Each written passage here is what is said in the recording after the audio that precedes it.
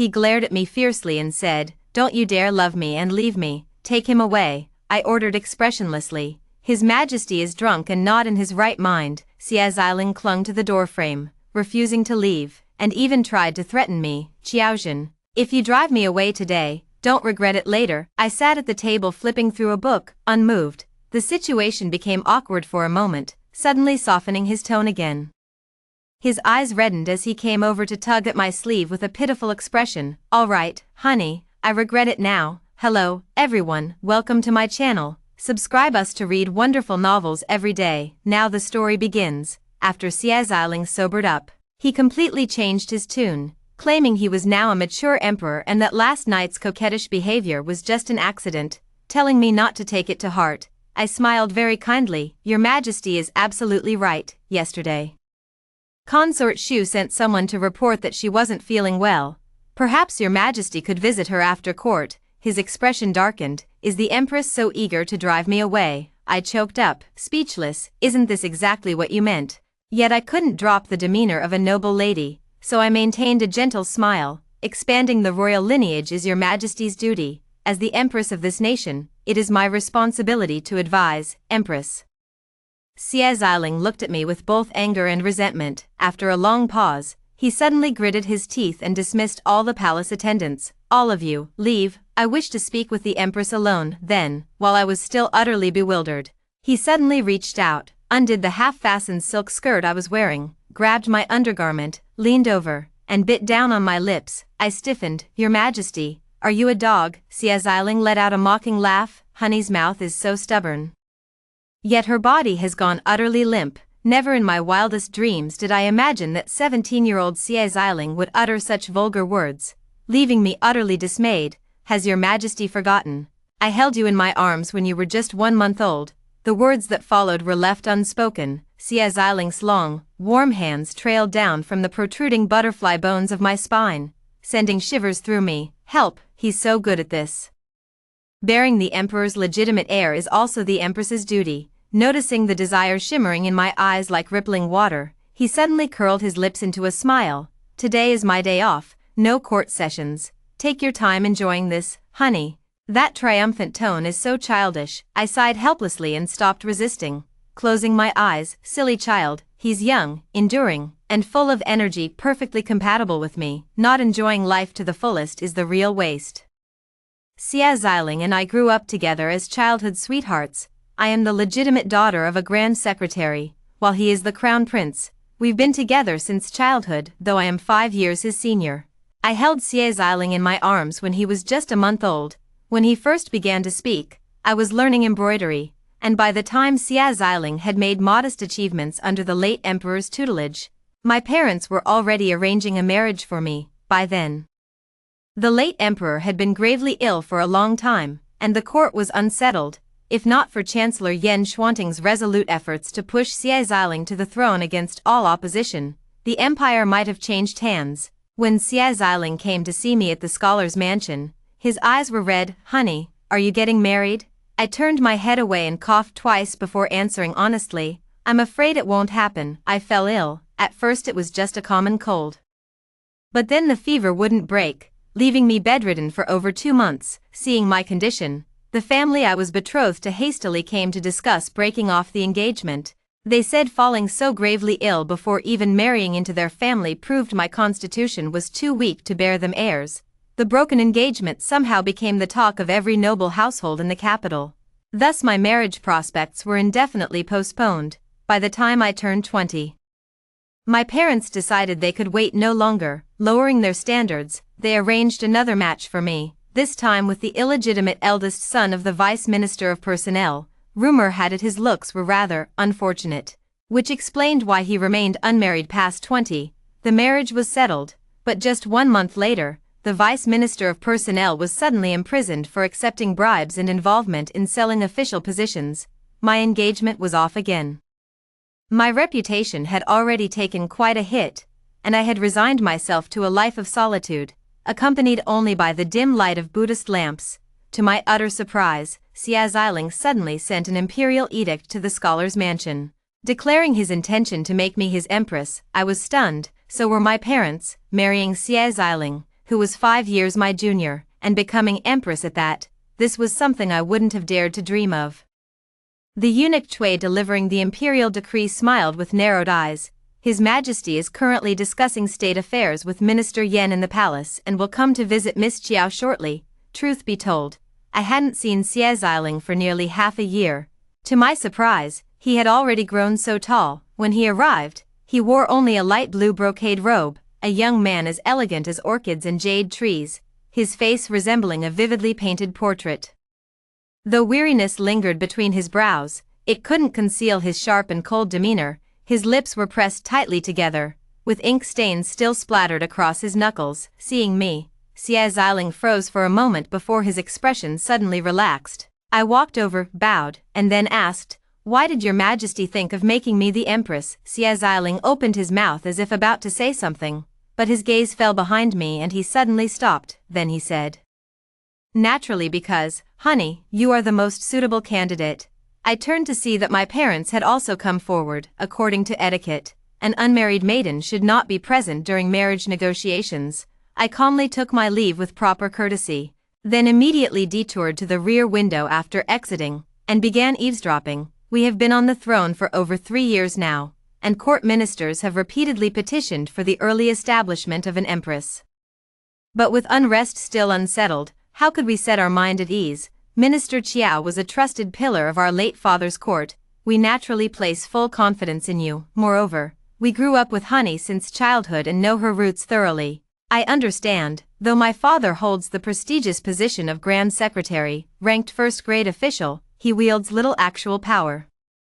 For me to become this empress is most fitting indeed. With 2 broken engagements behind me, remarrying would be as difficult as climbing to heaven. Becoming empress is already the best possible outcome, and so, the Imperial Astronomical Bureau selected an auspicious day, and Xie Xiling and I were married, dressed in phoenix crown and red bridal robes.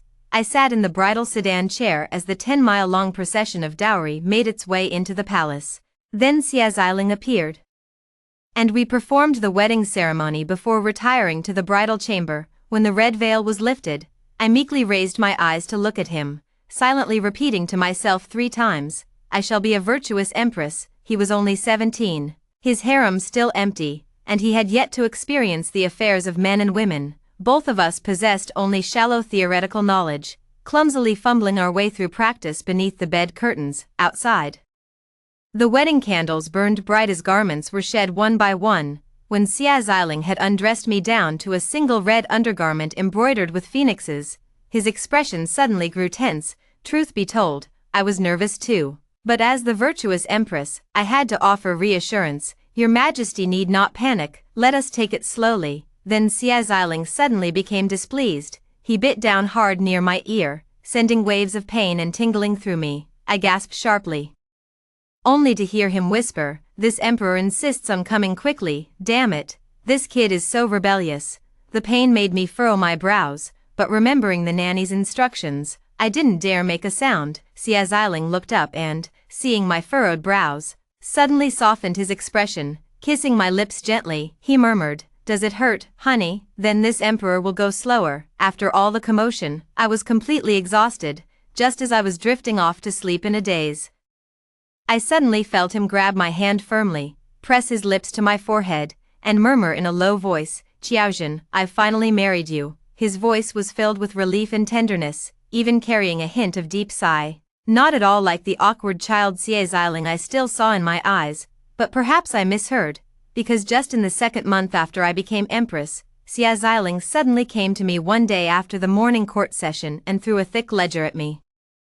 I was halfway through my morning meal and hurriedly stood up to bow. He frowned, his voice inexplicably displeased. "The empress need not stand on ceremony." I picked up the booklet on the table and flipped through it. Good heavens! It was filled with beauties of all shapes and styles, each accompanied by their names and backgrounds. "Your Majesty, this is..." Truth be told, I had some idea, but not the full picture yet.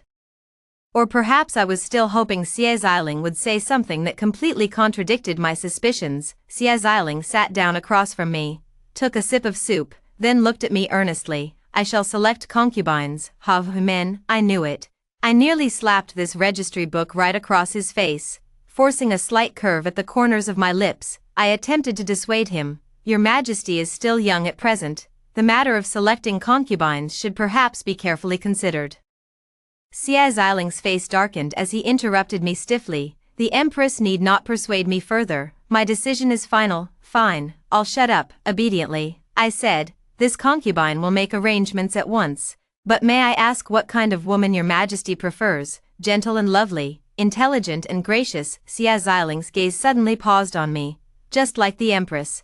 Who would have thought that Xia Ziling, despite his young age, shared the same taste as those old-fashioned ministers in their 70s and 80s at court, preferring virtuous and gentle women? I scoffed at it, but still arranged for him, selecting over a dozen mild-tempered girls to enter the palace. I drafted titles and residences for them according to their father's official ranks and presented them to Xia Ziling for approval, yet suddenly, he seemed indifferent again. With just a glance, he brushed aside those pages of paper, instead hooking his arm around my waist and pulling me into the bed curtains with him. As a virtuous empress, I continued to admonish him. Your Majesty, indulging in lust during daylight hours is somewhat improper.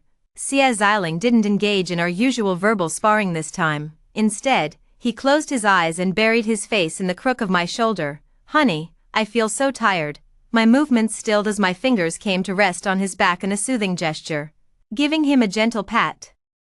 Xia Ziling had been occupied with court affairs while I'd been busy selecting candidates. We hadn't seen each other for several days. I hadn't realized he'd grown so much thinner. When he was 6 years old, the late Empress passed away. When I went to the palace to pay my respects, he was kneeling before her coffin. Upon seeing me, he stumbled over and buried his pale little face in my shoulder, his voice still choked with sobs. Honey, I don't have a mother anymore, I sighed inwardly. Forget it.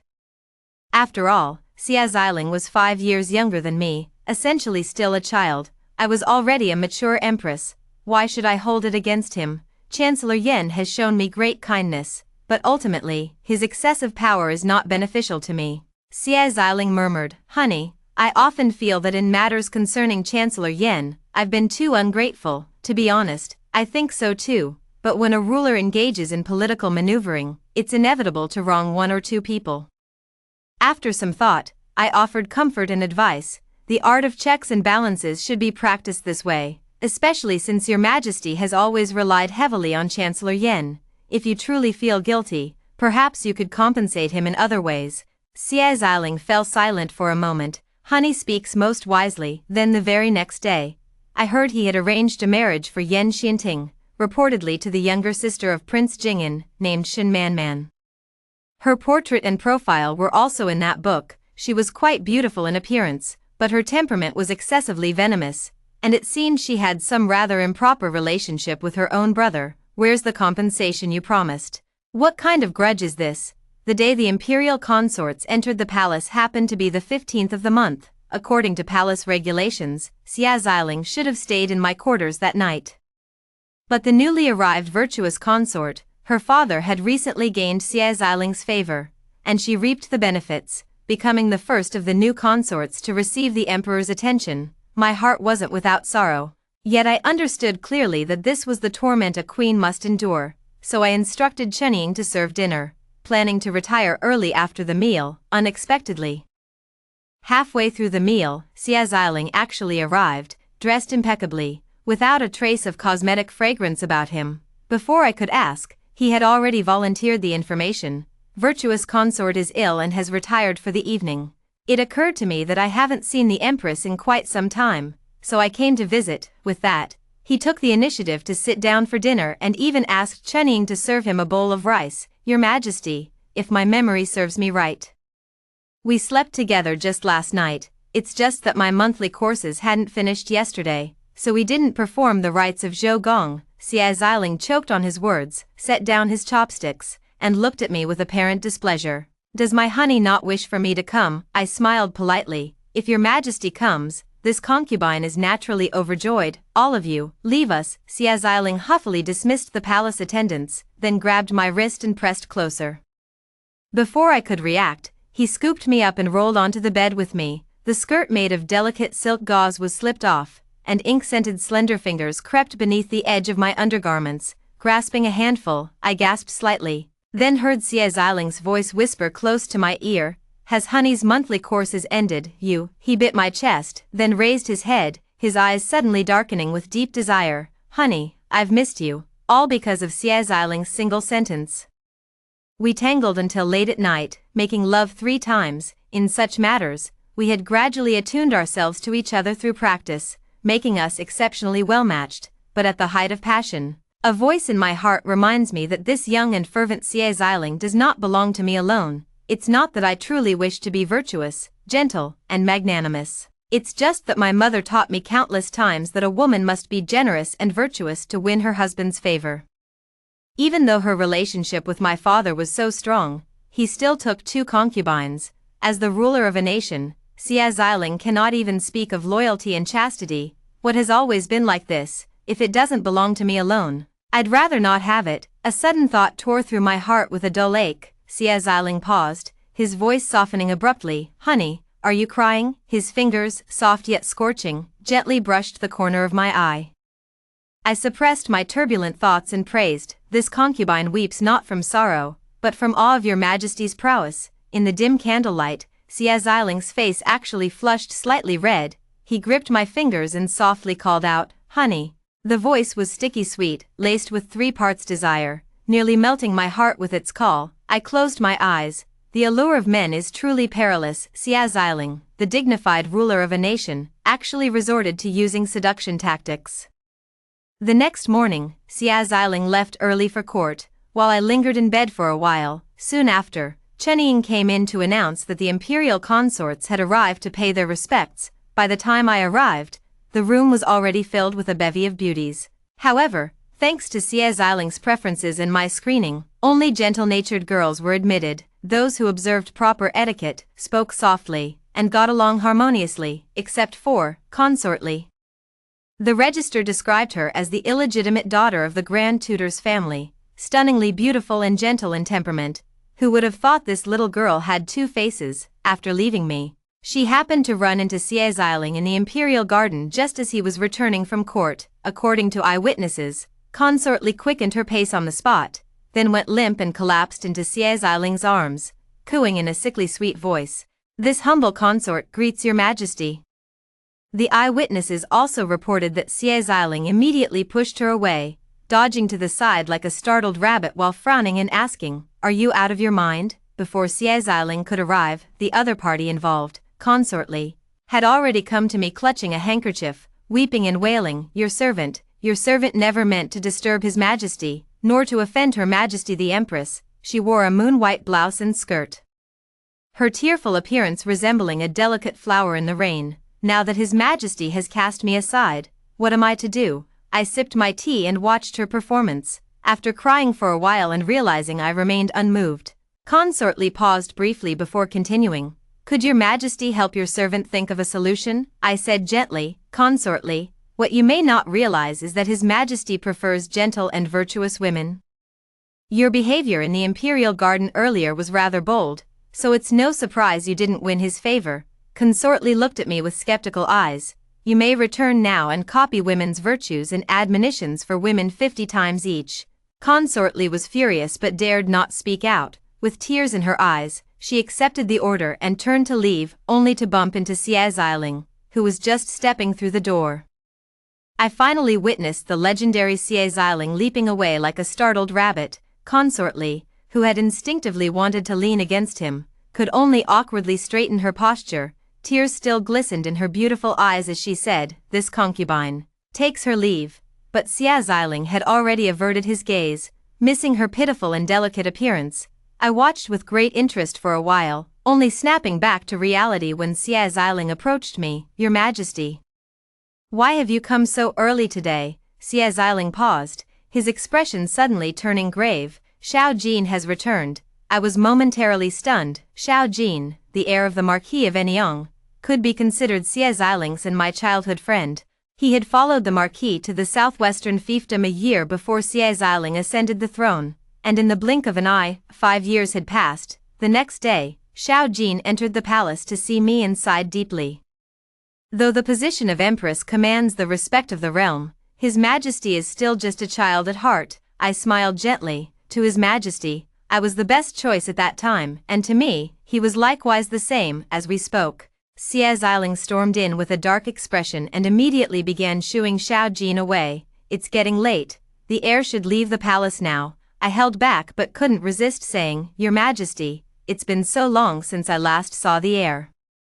Could we not speak a few more words? No, I wanted to slap Xie Xiling, brat. In the end, Xiao Jin bowed and took his leave, promising to bring me the pastries I loved from outside the palace on his next visit. After he left, Xie Xiling remained seated at the table with a cold expression. I didn't feel like coaxing him, so I simply sat with him, smiling. Finally, Xie Xiling spoke. Honey, do you remember, my 18th birthday is approaching? He emphasized the words 18th birthday with particular weight. I paused, taken aback. But isn't that still 7 months away? Xie Xiling's expression softened slightly, but he still wasn't entirely pleased. When we say we're almost there, we're almost there. I could barely suppress my laughter. As long as your majesty is happy. Xie Xiling was clearly displeased, because after I said this, he immediately turned and left in a huff. That evening, Xie Xiling chose Consort De's name tablet for his nightly visit. For 7 consecutive days thereafter,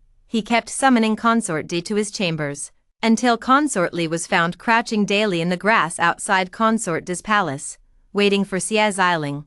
I expressed admiration for Consort Li's persistence and issued an edict ordering her to copy the palace regulations 50 more times. That day, news arrived from the court. Floods had struck the southern provinces, and Prime Minister Yan Shueding requested permission to investigate the Ji River embankments. Accompanying him for protection was an elite troop under the command of Consort De's father, General Xuanwu. At last I understood Xie Xiling's intention, but I could never be like Consort Li. Xie Xiling's actions only made me realize once again with painful clarity that he was, after all, the emperor. He could never be my Xie Xiling alone. Unpredictability and the constant fear of loss, this was the natural order of things. I awoke from the illusion brought by those past tendernesses and affections, even the years of childhood companionship. That evening, when Xie Xiling came to my chambers, I received him with polite yet distant courtesy, my conduct impeccable in every detail. Yet when he sought intimacy with me, I couldn't help but lose control and push him away. Xie Xiling froze momentarily before growing visibly agitated.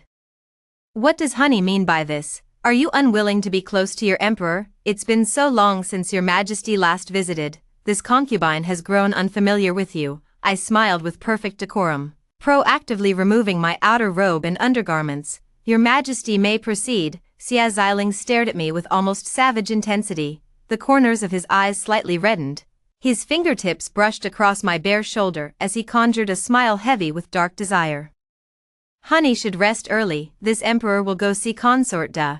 I kicked Xie Xiling off the bed with one foot. I thought Xie Xiling would be angry, but to my surprise, he rolled over and sat up, his eyes sparkling as he looked at me. I'm going to Consort Da's place. Are you unhappy about that, honey? How could I be? I adjusted my collar and thought for a moment. It's just that Consort Da has been favored for many nights now. If the imperial favor is unevenly distributed, it might stir discontent among the others. Why doesn't your majesty visit Consort Shu's palace instead? In the end, Xie Xiling didn't go anywhere, but he didn't touch me either. Instead, he called for Chunying to bring another quilt and slept far away from me. Before going to bed, he glared at me with gritted teeth. I never knew my honey could be so magnanimous. I closed my eyes, hiding my emotions. Your majesty jests. If not for my virtue, how could your majesty have made me your empress? The days grew hotter, yet Xie Xiling and I inexplicably fell into a cold war. Coinciding with his busy court affairs, he simply stopped visiting the inner palace for 10 days or even half a month at a time. News continued to arrive from the court. First about Chancellor Yan's injury, followed by the old affair between Chancellor Yan's wife and Prince Jing'an. In the end, Prince Jing'an was stripped of his title and died from poisoning. Chancellor Yan resigned and returned to his hometown. Xie Xiling repeatedly tried to persuade him to stay, eventually keeping him in the court with a powerless official position. This was probably the best outcome Xie Xiling could have hoped for. Thinking of Xie Xiling, who had once wept on my shoulder, I still felt a pang of sympathy. I had Chunying chill a cup of rose cherry wine, planning to bring it to the imperial study to visit him. Approaching the imperial study, I was stopped by eunuch Cui. he offered me an awkward yet polite smile. "Your Highness, His Majesty is not in the study," I replied gently. "It's all right, just tell me where His Majesty has gone." "His Majesty has gone to Consort Shu's palace." Eunuch Chui hesitated. "His Majesty also said he went on Her Majesty the Empress's advice." My smile remained unchanged. "Understood. Thank you for your trouble, Eunuch Chui." Then I returned to my quarters with Chunying and finished the entire bowl of rose-flavored cherries that had already melted to lukewarm.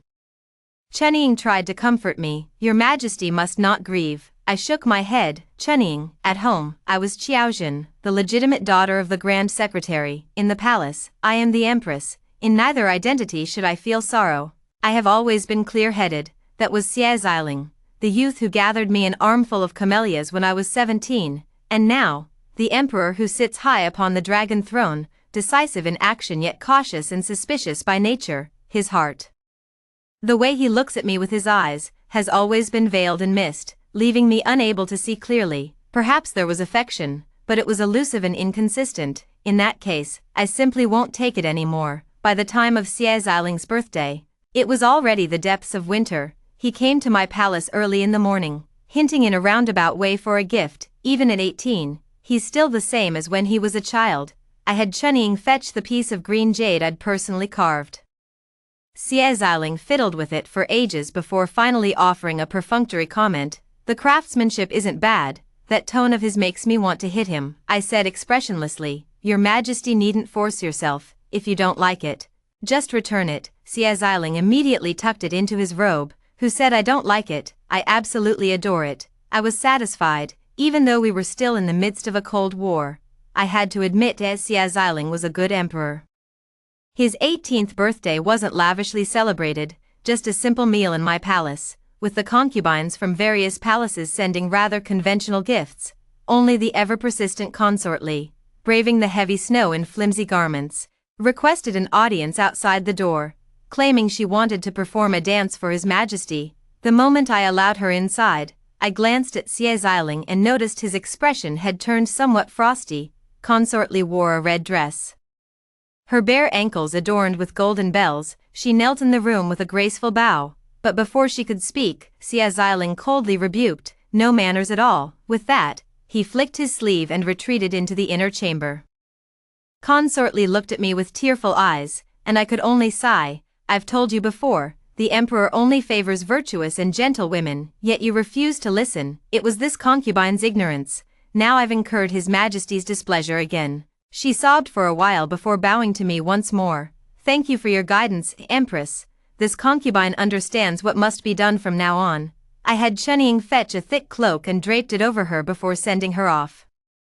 After all this commotion, I lost interest in celebrating Xie Xiling's birthday. Holding my cup, I sat alone at the table drinking tea. Eventually, he sidled over and sat across from me, hinting that he wanted to go outside the palace for a stroll. Remembering the palace-exclusive pastries and dishes I hadn't tasted in ages, I agreed, just as the imperial palanquin approached the palace gate. A palace attendant hurriedly came to report that the newly appointed prime minister had urgent matters to discuss and was currently waiting for Xie Xiling in the imperial study. The words were spoken in haste, suggesting there truly was something pressing. I instinctively wanted to tell Xie Xiling not to go, but when I opened my mouth, the usual words came out. "If that's the case, Your Majesty should go quickly to attend to it. State affairs take precedence." Xie Xiling looked at me. The sharp wind and snow howled past my ears. He seemed to want to say something, but in the end, he merely nodded and said calmly, "I shall attend to state affairs first. The weather is bitterly cold with heavy snow, and the palace outskirts are not entirely safe. The Empress should return to the scholar's residence for now." After Xie Xiling left, I went home. Outside, the fierce wind and snow battered against the window frames, while inside, the charcoal fire burned brightly. I poked at the charcoal fire with a long silver skewer. Lost in thought, my mother sat across from me, carefully peeling an orange with a handkerchief, then patiently using a silver hairpin to remove the white pith before handing it to me. I asked her, "Where's father?" "Concubine Bai's family member fell ill. I had the storeroom prepare some medicinal herbs, and your father accompanied her to visit them." She looked at me with a wistful smile. "I never imagined back then that you'd marry into the imperial family." "I never thought about it myself, there's a 5-year age gap between Xie Xiling and me, so by all rights, it shouldn't have been my turn. Xiao Jin visited the manor a couple of days ago. He's still unmarried and would have been the most suitable match for you. I cut her off before she could finish. Mother, mind your words, walls have ears. Her lashes trembled, and suddenly tears fell. You've only been in the palace for a month, and the emperor has already begun selecting new concubines. How could your days be anything but difficult now? I remained silent for a moment before comforting her, saying that Xie Xiling and I treated each other with respect, and most of the consorts knew their place, so it wasn't all that unbearable. I've lived like this for so many years, it's not unbearable, but what hope is there? Ajin, you were quite lively and clever as a child. How is it that as you grew older, you've become even more quiet? I lowered my eyes. It's nothing, I've just grown up. Before marriage, I too had imagined days of marital harmony, but between Xie Xiling and me stood too many barriers: court politics, imperial consorts, and the constraints of our respective statuses. In the end, this was probably all we could hope for. I waited at the chancellor's residence until dusk, when my father finally returned. Aunt Bai greeted me gently before retiring to her courtyard. I was just about to speak with my father when a servant came to report that Xie Xiling had arrived at the scholar's residence to fetch someone. When he entered the room, he was covered in snow and wind. Looking up at him, I suddenly realized how tall he had grown. Xie Xiling wore a cold expression, excused my parents from formal greetings, declined their invitation to stay for dinner, and directly took me back to the palace. On the way back, the wind and snow outside grew increasingly fierce. After a moment's thought, I still asked him, "What urgent matter did the Prime Minister discuss with Your Majesty today?" This could be considered a peace offering. Xie Xiling's previously tense expression suddenly relaxed. A faint smile curled at the corners of his lips as he looked at me and said, "Nothing much, it's just that the remnants of the late Marquis Jing'an's faction still refuse to give up. They've been recruiting troops near Yaocheng. I've already issued an edict ordering General Xuanwu to lead troops to Yaocheng and handle the situation. Although the inner palace should not interfere in state affairs, I had heard bits and pieces about Marquis Jing'an, Xin Tengwen, from Xie Xiling before. It was said that the poison in former Prime Minister Yan Xuanting's body had been administered by Xin Tengwen. Xin Tengwen's death was indeed related to Yan Xuanting's wife, Yi Shushu. After pondering for a moment, I lowered my head, then raised it again and tentatively asked, "Since His Majesty now intends to promote General Xuanwu, perhaps the rank of Consort de could be elevated further." Consort de already holds one of the 4 highest consort positions. If she were to be promoted again, she would become an imperial noble consort. Xie Xiling's faint smile immediately vanished. He stared at me, gritting his teeth as he said, "He is a subject, and I am the ruler. It is only natural for me to employ him. Besides, is the Empress truly so magnanimous? I only considered Your Majesty's state affairs. Even I didn't believe the tone in which I said those words." Xie Xiling was probably angered. The moment we entered the palace, he decisively jumped off the carriage and said indifferently without turning back, "There's no need for further promotion in rank. However, the Empress does make a valid point. I shall visit Consort de tonight."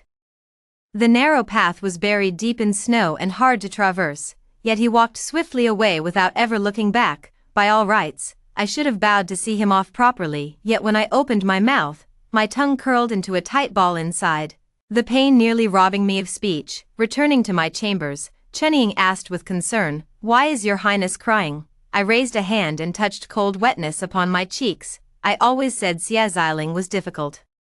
But wasn't I being just as stubborn myself? For the following month, Xie Xiling never set foot in the rear palace again, and naturally, he didn't come to see me either. Chenying often brought back news, like how General Xuanwu led troops to Yaocheng to quell the unrest, completely wiping out the remnants of Marquis Jing'an's faction, or how Yan Xuanting's sister was about to have a grand wedding, and Xie Xiling specifically attended the ceremony, also settling an old grudge between her and a young master from the Bai family of Keizhou. At night, after Xie Xiling returned to the palace, he came to see me. At that moment, Chenying had just finished brewing the medicine and brought it to me when Xie Xiling strode through the door. Seeing me drinking the medicine, his voice carried a hint of urgency. "What's wrong with the Empress?" "Just a slight chill, nothing serious, Your Majesty. The Empress's cold is quite severe, and her constitution has weakened. the imperial physician insisted that Her Majesty must take the medicine on time. My voice and Chunning sounded simultaneously. I helplessly massaged my forehead, then turned to scold Chunning. Such a trivial matter. Why bother His Majesty with it? Xia Xiling sat down across from me, slamming his teacup heavily on the table as he said coldly, Qiaozhen, you wouldn't even tell me about your illness. Did you really plan to never speak to me again? He no longer referred to himself as Jin, the royal we. Chunning beside me had quietly withdrawn, leaving the room to Xia Xiling and me. I held the thin white porcelain medicine bowl, remained silent for a moment, and finally spoke. Clearly it's His Majesty who hasn't entered the rear palace these 2 months. How did it end up becoming me not speaking to you? Only after saying this did I realize my tone was full of resentment, like a neglected wife in the inner chambers. How unsightly.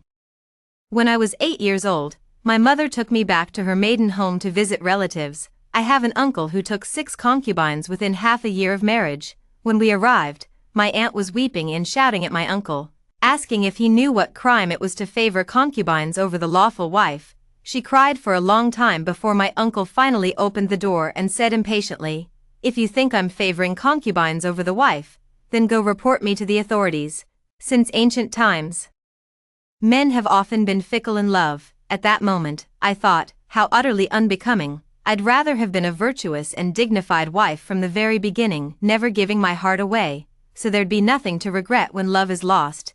I closed my eyes and said hoarsely, this humble consort has overstepped. Your Majesty should pretend you never heard it. The room fell silent for a breath, then Xia Xiling suddenly reached out and seized my wrist. Since that's the case, I'll come see the Empress more often from now on. All right. After turning 14, he had rarely softened his voice to speak to me like this. My heart, which I had steeled with such difficulty, softened all at once. After a pause, I still answered softly, all right. The weather grew increasingly hot, and one day, I heard from Chunning that Xia Xiling had actually summoned Yan Xuanting's wife, Yi Shushu, into the palace, recalling how Xia Xiling had vaguely mentioned her background before. I couldn't help but feel curious. The kitchen happened to have 2 chilled rose cherry drinks prepared, so I had Chunning fetch them to bring to Xia Xiling, but the moment I stepped inside, I heard him ask with a darkened face, does the lady of Gaoyang County think that I, the Emperor, dare not punish you? Yi Shushu replied expressionlessly, you dare, go ahead and punish me then. My heart skipped a beat. I knew this child was stirring up trouble again. Quickly raising my voice, I said, Your Majesty, reconsider. The Lady of Gaoyang and Lord Yen share a deep affection. Why must Your Majesty play the role of separating lovers? In my haste, my words came out rather blunt. I expected Xia Xiling to be angry, but instead, he turned to me with bright eyes and said, the Empress speaks wisely. Chunning placed the items on the table, and Xia Xiling rushed over to look, tugging at my sleeve. He cooed, rose cherries, as expected, only my honey knows what I like best. Then he turned his head and shot Yi Shushu a somewhat challenging glance, like a child proudly showing off his favorite toy. I found it both amusing and faintly heartbreaking to watch Xia Xiling down a glass of rose cherry wine in one gulp, before saying gently, you may return first, Empress, I shall visit you later. That evening, Xia Xiling did indeed come to see me. I had no idea what he and Yi Shushu discussed after I left. Sitting across from me, he drank 3 cups of tea in silence. His expression visibly conflicted, growing impatient. I asked gently, does Your Majesty have something to discuss? Xia Xiling paused for a moment. I find the Empress's name utterly charming. Me. Xia Xiling pursed his lips and added, my honey is both beautiful and virtuous, truly adorable. Me. Has Xia Xiling gone mad? Perhaps my reaction was too indifferent, for Xia Xiling narrowed his eyes and suddenly reached out to tug at my collar. It's getting late, he said, let us retire. This Emperor and his Empress, I don't know if it's my imagination, but he served me with extraordinary attentiveness that night, giving me such intense pleasure that it stirred a rare sense of possessiveness within me. Suddenly, I didn't want Xia Xiling to go to anyone else's palace at all. At dawn, Xia Xiling left for court, and I was carving a piece of jade in my chamber when Chunning suddenly came to report that Xiao Jin had sent 2 cups of sour plum drink from outside the palace, my favorite from a shop I used to frequent before entering the palace.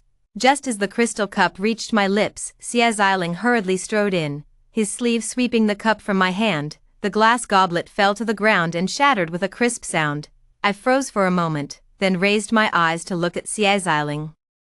My gaze involuntarily turning cold, Xie Ziling seemed stung by my look, gritting his teeth as he said, "How dare you casually consume something sent from outside the palace?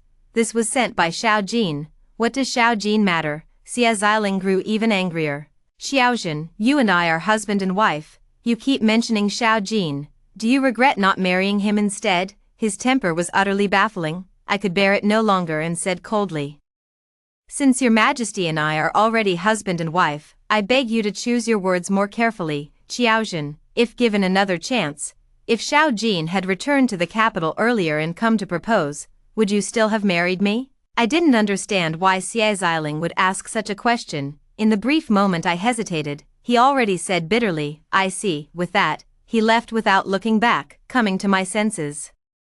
I sent Chenying out to inquire where Xie Ziling had gone and whom he had met that day.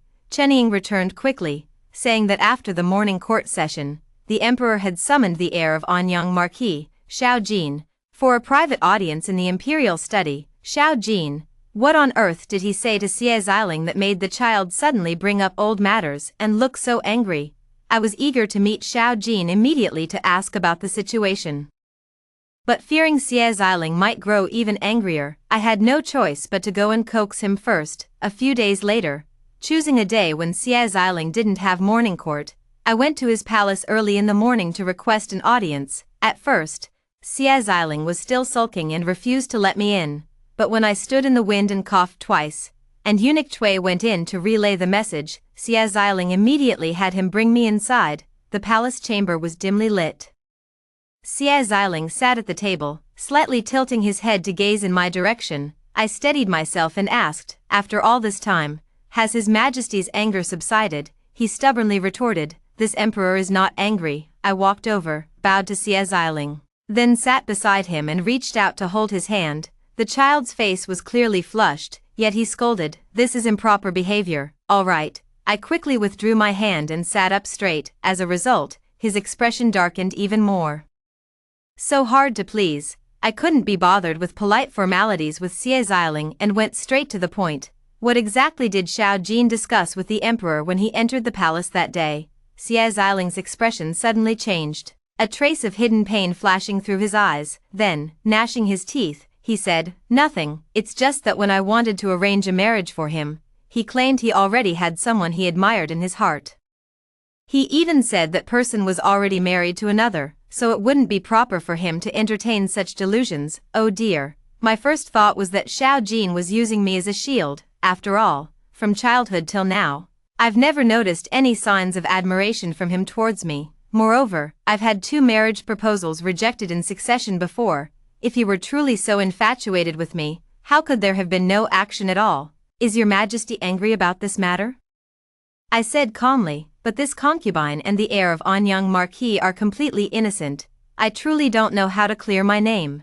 Xie Ziling gazed at me with deep, unreadable eyes. After a long pause, he suddenly said, "That question I asked the Empress that day, can you give me an answer now?" I froze for a moment before realizing what Xie Ziling had asked that day, and immediately replied, "Now that this humble consort and your majesty are united as husband and wife, it has nothing to do with others. Moreover, the world is ever changing. There's no such thing as what if. This consort has never considered such matters." It was a perfectly standard, faultless response, yet Xie Ziling remained unsatisfied. He suddenly stood up, walked over to me, then leaned down until his face was alarmingly close to mine, our noses nearly touching, our heated breaths tangling together. Then he said hoarsely, "Honey nose, that's not what I wanted to hear."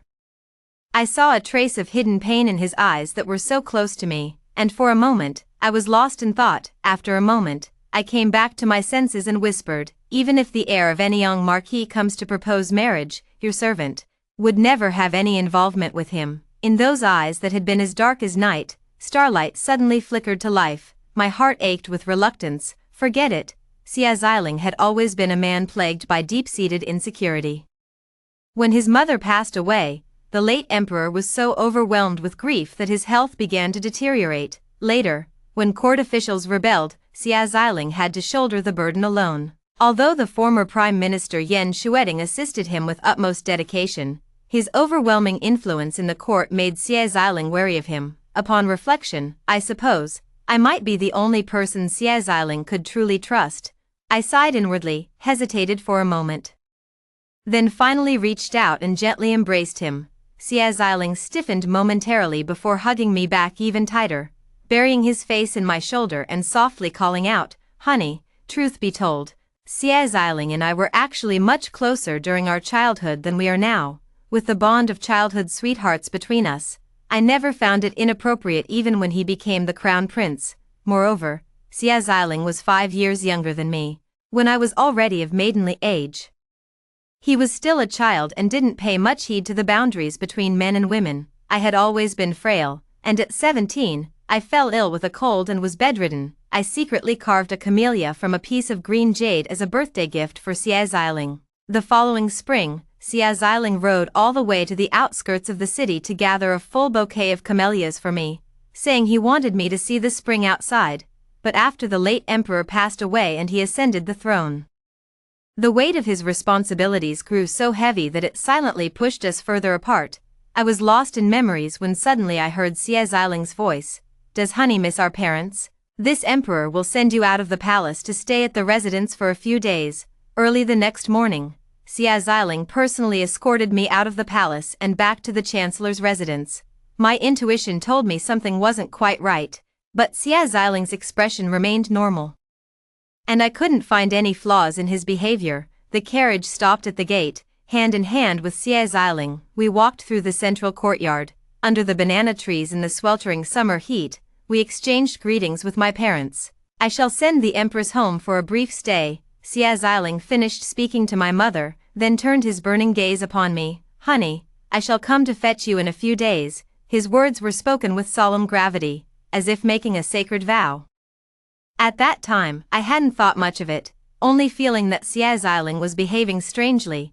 I even suspected he might have ulterior motives for sending me out of the palace, but upon reflection, I'd always conducted myself with virtuous magnanimity. Even if he wished to promote someone's rank or bring another into the palace, there would be no need for him to act behind my back. Finally, I attributed this to Xie Xiling's consideration for my homesickness, specially sending me back to spend time with my parents. I stayed at home for 3 days. On the 4th day, while I was carving a piece of jadeite in my room, my father suddenly entered with a grave expression, informing me that the heir of Marquis Enyang was requesting an audience in the main hall. I casually tucked the small carving knife and jadeite into my sleeve and went out to meet him. The sunlight outside the window was glaring. Xiao Jin stood in the main hall wearing a lake blue brocade robe, his hands clasped behind his back. When he saw me, he smiled gently. "Ajin." I frowned slightly. Now that I occupy the position of Empress, by the rights between ruler and subject, the Crown Prince should address me as Her Majesty the Empress. This time, I shall not hold it against you, but do not make such a mistake again. Xiao Jin's expression stiffened. "When did we become so distant?" After a moment of silence, I replied coolly, "Propriety must not be neglected." Xiao Jin remained silent, so I asked him again, "What brings your highness here today?" "I merely came to pay my respects to Her Majesty the Queen at the residence." Xiao Jin curled his lips slightly. "Now that I see Her Majesty is safe and sound, this subject can rest assured." For some reason, I detected a profound note of mockery in his tone. Looking at Xiao Jin before me now, I suddenly felt he seemed somewhat unfamiliar. Upon reflection, it has indeed been many years since I last saw Xiao Jin. During his previous audience at the palace, with just a few words, he managed to sow discord between Xie Xiling and me. This led Xie Xiling to suspect I had an affair with him, while I thought Xie Xiling was truly acting like a child, so utterly immature. Moreover, Xie Xiling had previously told me that remnants of Lord Jing'an's faction were running rampant around Yaocheng. The city of Yao lies extremely close to the southwest fiefdom where the Marquis of Enyang resides. At this thought, I suddenly asked, "Why did you suddenly send me that sour plum drink that day?" After asking, I stared intently at Xiao Jin. Sure enough, caught off guard, a flicker of panic flashed through his eyes. "That day I passed by a shop in the capital and saw it. Remembering how you used to love drinking it before entering the palace, I bought 2 cups and had them sent to you in the palace." I smiled faintly. "Is that so?" Perhaps my expression was too indifferent, for Xiao Jin ultimately said nothing more.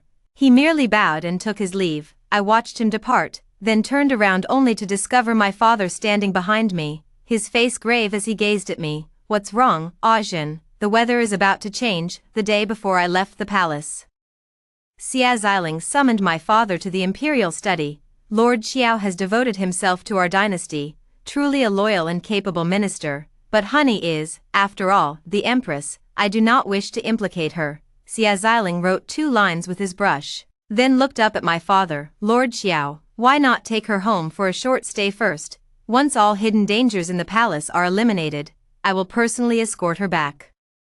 Father said that Xia Xiling discovered Consort Li appeared obedient on the surface, but in reality, she was secretly colluding with remnants of the Jing'an Marquis faction and people from the southern borders Li Kingdom, plotting to seize the throne. I thought of Consort Li, who wore a thin red dress in the depths of winter trying to dance for Xia Xiling, and felt deeply puzzled. Could she really be capable of such grand schemes? Father said gravely, from the moment she entered the palace. Consort Li's goal was never to win favor, it was the emperor's life. A sudden ominous premonition arose in my heart. For His Majesty to send me out of the palace like this, Consort Li and her faction must be preparing to make their move. At dusk, the sunset clouds that had originally painted half the sky were suddenly covered by continuous dark clouds, followed by a torrential downpour that cast the entire capital into gloom. I rode my horse at full gallop all the way to the city gates. The Imperial Guard commander was startled to see me and hesitantly asked, "Your Majesty the Empress?" I lifted my chin, shaking water droplets from my hair. "This palace mistress has returned." Opened the gates. Even as dusk approached, I could see the suddenly tightened defenses outside the palace gates. If the visible Imperial Guards were like this, one needn't even mention the hidden forbidden guards. When I reached the palace gate, I was already drenched from head to toe by the rain. Xia Xiling saw me, his sharp expression freezing in an instant. A moment later, he snapped out of it and hurried to my side, asking urgently, "Honey, why have you returned to the palace? If I hadn't come back, how much longer did your Majesty plan to keep this from me?" I met his gaze steadily. "Xia Xiling, you've asked me many times what exactly our relationship is. Now I'll tell you. We are Emperor and Empress, husband and wife, and as husband and wife, we should face hardships together. I came back to be with you." Xia Xiling pressed his lips together. "You should stay home properly. I don't need your company, even at a time like this." This kid still stubbornly refuses to admit the truth. His eyes had clearly lit up just moments ago. I deliberately turned away. "If that's the case, then this concubine shall take her leave." As I spoke, I silently counted to 3 in my heart. Just as I reached the middle of the 3rd count, a sudden force rushed toward me, tightly embracing me from behind. Originally drenched by the rain, my entire body had been ice cold, yet when Xia Xiling's arm encircled me, the warmth of his touch penetrated through the thin fabric, traveling upward along the skin at my waist. Fragmented images flashed through my mind, and my face grew slightly warm. Fortunately, Xia Xiling didn't notice. He merely pressed his cheek against my back and murmured in a muffled voice, "Honey, don't go. If you didn't want me to leave, then why did you hide these matters from me and send me out of the palace in the first place?" I asked coolly. "Xia Xiling, do you think I'm untrustworthy, or that I'd be a burden to you?" "Neither." His voice grew more urgent. "Honey, I'm afraid it's not safe for you to stay in the palace." I opened my mouth to speak again when suddenly the grand hall doors were flung open. General Zhou, the commander of the Imperial Guards, rushed in and urgently reported, "Your Majesty, the assailants have broken through the western passageway of the palace." The western side, that was precisely where I had originally arranged for Consort Li's Pine Moon Palace to be located. Xia Xiling, who had been playfully clinging to my back moments ago, immediately straightened up and said gravely, "I knew it. Issue the order. Spare no one except Consort Li and the heir of Anyang Marquis, Xiao Jin." It really was him. Only after General Zhou had left did I turn to look at Xia Xiling. When did Xiao Jin start colluding with the people of Li? Back when the late emperor was already gravely ill, he still managed to issue an edict in his weakened state, sending Lord Anyang back to his fiefdom in the southwest, precisely because he knew of his treacherous intentions, Xia Xiling said. Moreover, before Lord Jing'an's death, he had secretly sent multiple messages to the southwest. At the time, I dispatched people to investigate and discovered that Lord Jing'an and Lord Anyong had already been secretly communicating with the people of Li, even recruiting troops and buying horses along the southern border. The combined strength of these three forces is not to be underestimated. I can only defeat them one by one. Suddenly, it dawned on me. Xia Xiling first summoned Xiao Jin back to the capital, then used Yan Xianting to execute Marquis Jing'an Shentungwen, intending to give Xiao Jin a warning. But since Xiao Jin did not back down, he decided to lure the snake out of its hole and wipe out both Xiao Jin and the Li Kingdom rebels who were attempting to storm the palace and seize power in one fell swoop. At this thought, I asked Xia Xiling what exactly was put in the sour plum drink that Xiao Jin sent to the palace that day. He didn't add anything. It was Consort Li's people who mixed in a southern border goo poison. I pondered for a moment, then felt something was amiss. But that drink was meant for me. If they were plotting to usurp the throne, what use would poisoning me? The Empress serve? Xia Xiling fell silent for a while, then she whispered softly, because they knew, I have feelings for you. If honey were truly poisoned, I would surely lose all composure. Perhaps their chances of success would be even greater. I stared at him blankly, momentarily speechless. Xia Xiling, this child, was practically raised before my eyes. His temperament had always been unbearably stubborn. With the early passing of the former Empress and Emperor, he'd inherited the throne at 13 and had no choice but to suppress his true nature to maintain an emperor's dignity. So, this is actually the first time I've heard him confess his feelings for me so directly. I never thought of poisoning you. As I was lost in thought, a familiar voice suddenly sounded from behind. It was Xiao Jin. He had somehow changed into military attire and was now holding a long sword, slowly walking into the grand hall. Stopping just 2 steps away from me, I turned my head and met his slightly smiling gaze. He spoke in an intimate tone, Asian. I adore you too much to ever poison you. Consort Li acted on her own, and I will deal with her. I remained silent. If it weren't for Xia Xiling, I would have married you long ago. Ajin, do you really think your 2 failed engagements were just bad luck? If he hadn't interfered, how could you have ended up in such a situation? He curled his lips into another smile, his voice dripping with tenderness. Once I take the throne, you'll be my empress. I asked him, are you out of your mind? Xiao Jin's smile vanished instantly. My voice turned icy as I said, I am Xia Xiling's empress, and the one I admire is Xia Xiling. We were friends once, but now that you've conspired with the people of Li, you're my enemy. Stop deluding yourself. Xiao Jin stared at me in disbelief. I curled the corner of my lips. Or have I played the role of a virtuous and gentle woman for so long that you've forgotten what kind of person I used to be? As soon as the words fell, Consort Li suddenly stumbled into the grand hall, covered in blood. Her face deathly pale from the rain, she gasped, run, run, we've been tricked. Xiao Jin's expression suddenly changed, and he abruptly raised his sword, thrusting it towards Xia Xiling behind me. Xia Xiling, caught off guard, Xia Xiling didn't even have a chance to dodge. After the muffled sound of the blade piercing flesh, he froze in place, slowly lowering his head. The moment his sword tip barely pierced Xia Xiling's shoulder, my seal-carving knife plunged into his heart. The force was so violent that the blade even sliced a deep gash across my palm.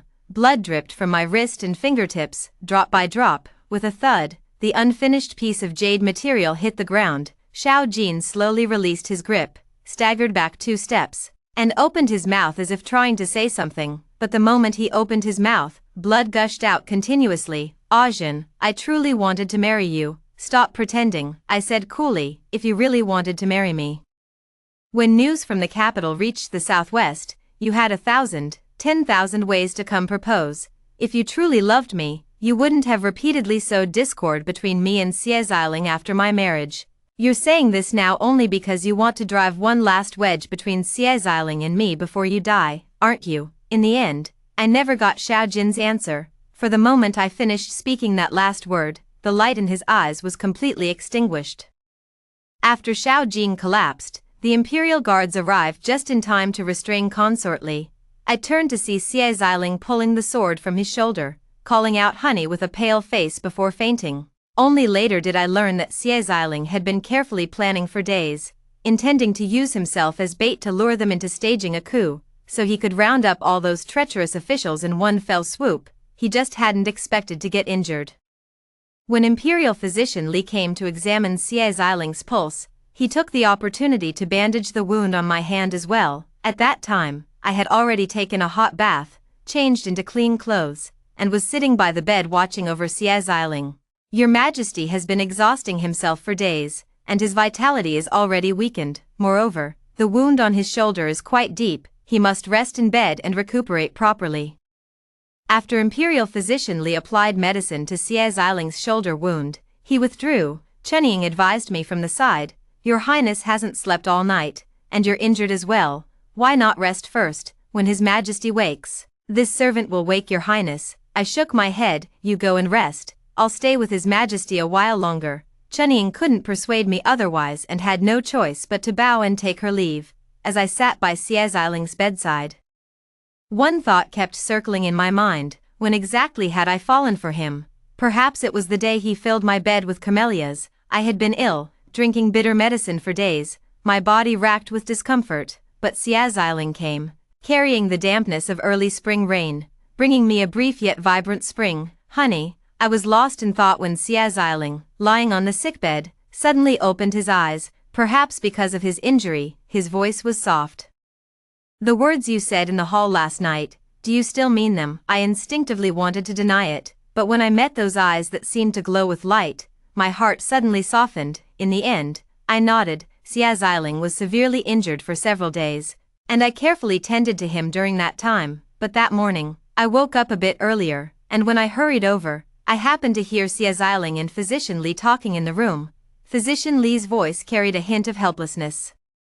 "Your Majesty, your wound has already healed for 3 days. Do you still intend to keep it from the Empress?" Xie Ziling coughed lightly twice. "That's none of your concern. All you need to do is come daily to change my dressing and make the situation sound more serious when reporting to the Empress. Is that so?" My anger flared as I stepped through the doorway and said coldly, "How serious is it? Why don't your Majesty and Physician Li explain it to my face?" Xie Ziling was dumbstruck. Physician Li tactfully withdrew. I stood rooted to the spot, not moving a muscle, just staring expressionlessly at Xie Ziling. He suddenly coughed twice, realizing that playing the victim was no longer effective, and quickly shifted the blame. I learned all this from Yan Xinting. Back then, he feigned illness and exaggerated his suffering to win his wife's sympathy.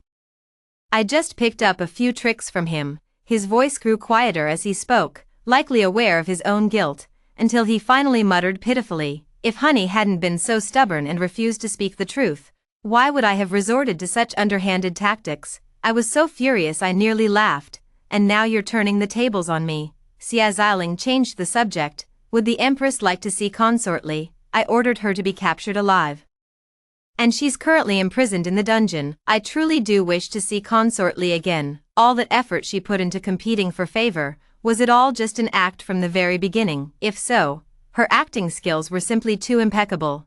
When Consort Li was brought over by the guards, she was dressed in plain clothes, her face still bearing wounds. The moment she saw Xie Ziling, her knife-sharp gaze slashed toward him. "You tyrant," Xie Ziling scoffed, "just because your rebellion failed, that makes me a tyrant." Consort Li's eyes burned with even greater hatred. "If you had truly treated me as your consort, why would I have conspired with the people of Li? You brought us into the palace yet never touched us. If your heart belonged solely to the Empress, why did you ever involve us in the first place?" I frowned and suddenly asked her, "Did you collude with the people of Li only after entering the palace?" Consort Li fell silent at once. "Stop pretending," I sneered.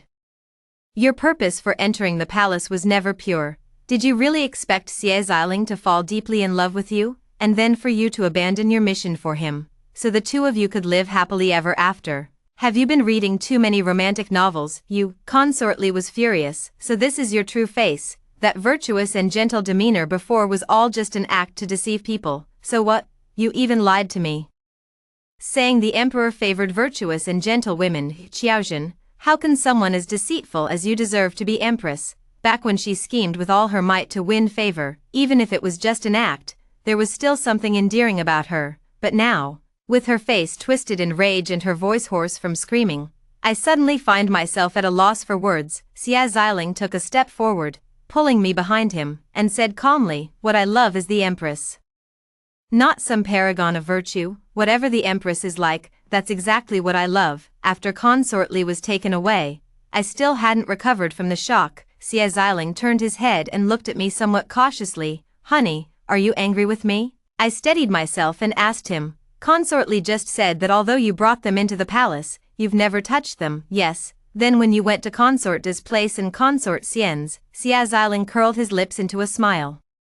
The tea at Consort De's was good, and the snow pear soup at Consort Xian's palace wasn't bad either. Pity neither could compare to Honey's rose-flavored cherries. It finally dawned on me. You were just mooching food off them. Xie Xiling narrowed his eyes, suddenly reached out and pulled me into his arms, laughing with childlike satisfaction. What freeloading, everything in this palace is rightfully mine. I pressed down on his mischievous hands roaming over me and frowned as I asked.